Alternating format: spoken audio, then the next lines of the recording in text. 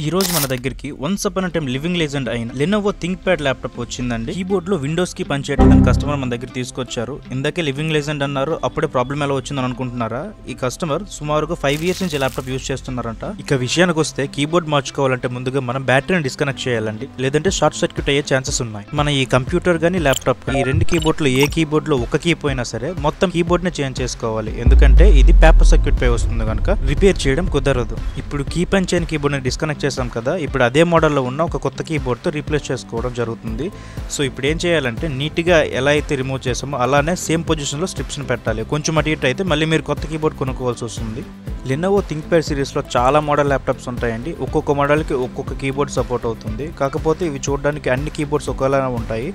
So మీరు మీ ల్యాప్టాప్కి keyboard replacement చేయించుకోవాలనుకుంటే కింద ఉన్న నెంబర్స్కి డయల్ చేయండి, మంచి బడ్జెట్లో రీప్లేస్మెంట్ చేసి పెడతాం.